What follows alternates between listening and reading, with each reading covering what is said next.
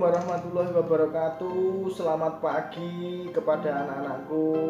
Salam sejahtera bagi kita semua. Semoga di pagi hari ini kita masih diberikan kesempatan, kesehatan jasmani maupun rohani, dan bisa kembali lagi bertemu dengan saya dengan pembelajaran pendidikan jasmani dan olahraga. Oke, untuk kali ini materi yang akan saya sampaikan yaitu materi kebugaran jasmani. Apa itu nanti kebugaran jasmani? Nah, untuk menindaklanjuti sebelum materi pembelajaran pendidikan jasmani dan olahraga, jangan lupa nanti kalian untuk menonton dan mengelek komen, kemudian kalian untuk mensubscribe-nya. Ya, di video kali ini saya akan menyampaikan materi yaitu yang berjudul atau yang bertema kebugaran jasmani. Apa itu nanti kebugaran jasmani? Yaitu kebugaran jasmani yaitu nanti yang kita pelajari, yang pertama ada pengertian kebugaran jasmani, kemudian yang kedua ada komponen kebugaran jasmani, yang ketiga yaitu manfaat kebugaran jasmani, dan yang keempat yaitu bentuk-bentuk latihan kebugaran jasmani. Nah, untuk anak-anakku, ini materi yang saya sampaikan yaitu materi kelas 7 atau kelas 1 tingkat SMP atau MTS Sanawiyah sama saja ya. Kemudian melanjut ke materi yang pertama, pengertian kebugaran jasmani. Kebugaran jasmani menurut Sudarno pada tahun 1992, yaitu beliau menjelaskan pengertian kebugaran jasmani, kesanggupan dan kemampuan tubuh untuk melakukan berbagai aktivitas dengan baik tanpa mengalami kelelahan. Ya, yang dimaksud tanpa mengalami kelelahan berarti seorang tersebut sudah melakukan aktivitas kesehariannya tanpa mengurangi atau tanpa bertimbul masalah kelelahan.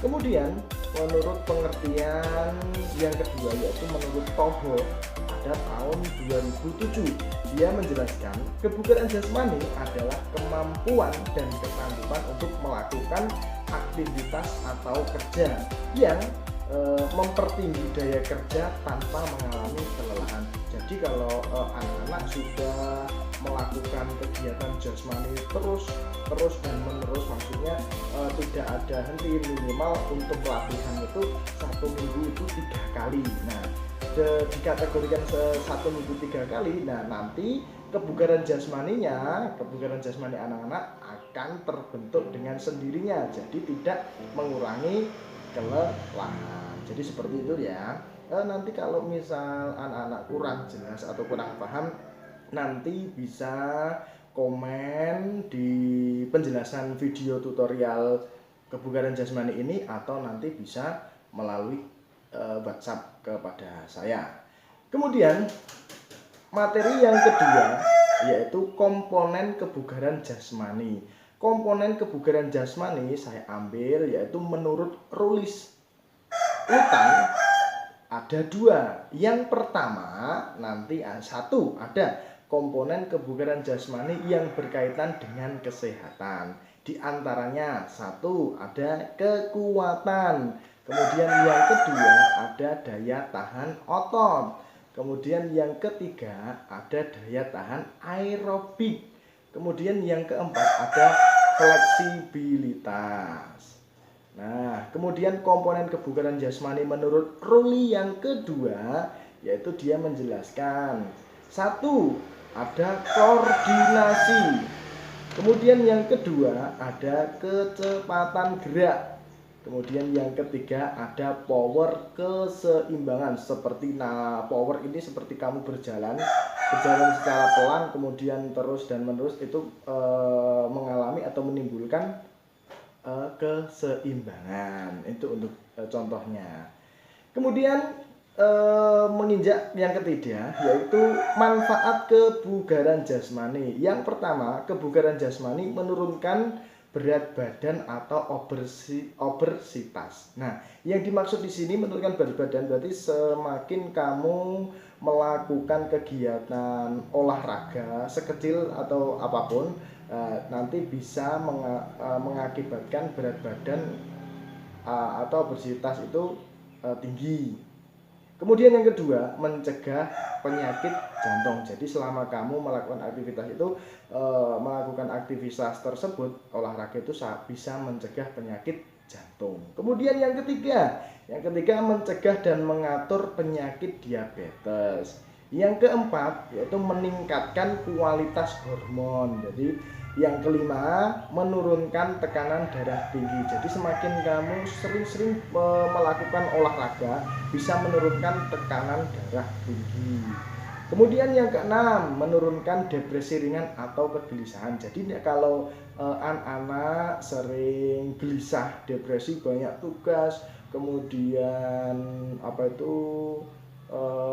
istilahnya stres ringan. Nah, anak-anak sering melakukan kegiatan olahraga mulai dari jogging, lari, atau jalan cepat, itu termasuk mengurangi depresi ringan atau kegelisahan anak-anak. Apalagi yang kelas 9 ini sudah mau ujian madrasah atau ujian nasional. Nah, ini anak-anak saya sarankan untuk sering-sering melakukan olahraga biar apa? Tidak memunculkan depresi atau kegelisahan yang ringan.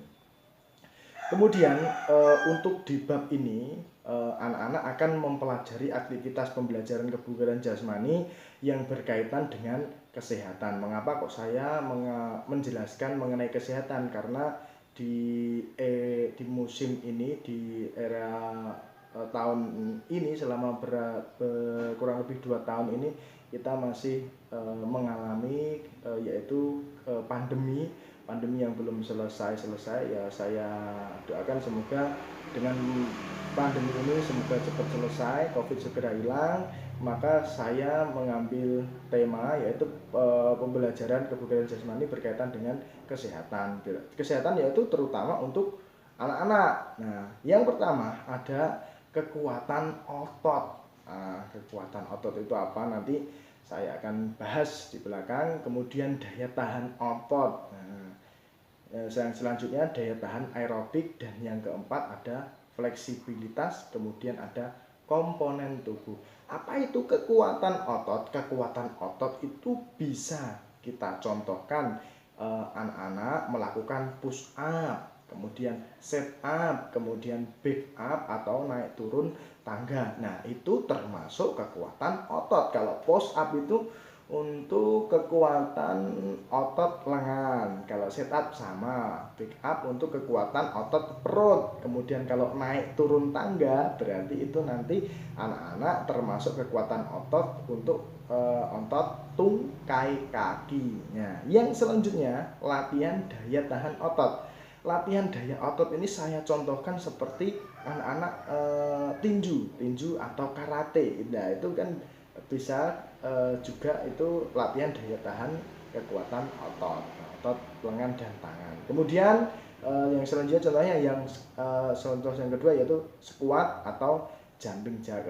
Itu bisa untuk kekuatan otot tungkai dan kaki sama. Kemudian yang selanjutnya latihan daya tahan aerobik. Latihan daya tahan aerobik ini saya contohkan seperti jalan cepat 1600, seperti pembelajaran semester 1 kelas 7 kemarin, yaitu jalan cepat. Itu jalan cepat 1600 meter. Nah, itu termasuk salah satu yaitu latihan daya tahan aerobik. Kemudian yang selanjutnya komposisi tubuh. Nah, komposisi tubuh itu apa? Itu ada pengukuran tinggi badan. Nah, kemudian yang kedua ada pengukuran berat badan. Nah, makanya yang tadi yang saya jelaskan ada obesitas tubuh atau keberatan berat badan. Makanya anak-anak sering melakukan olahraga biar tidak badannya gemuk atau menumbuhkan lemak. Makanya di samping tidak menumbuhkan lemak, anak-anak harus sering-sering berolahraga. Nah, nanti biar badannya itu tetap enak, kemudian tidak merasakan kegelisahan atau pegal-pegal. Kemudian tugas mandiri anak nanti, anak-anak di rumah, yaitu praktek mandiri. Yang pertama ada pengukuran tinggi badan dan pengukuran berat badan. Nah, itu nanti akan saya lanjutkan mengenai tugas. Nah, tugas itu nanti akan kalian kirim melalui Google Form, gitu ya anak-anak. Nah, cukup sekian dari praktek dari pembelajaran di pagi hari ini. Semoga yang saya berikan ilmu ini bermanfaat buat anak-anak dan buat kita semua, terutama nanti untuk melanjutkan praktek, anak-anak bisa mempraktekkan sendiri di rumah, dan nanti ketika sudah pemerintah mengadakan masuk ke sekolah atau ke madrasah masing-masing, nanti insya Allah akan saya jelaskan mengenai praktek kebugaran jasmani. Nah, sekian dulu anak-anak untuk pembelajaran video kali ini.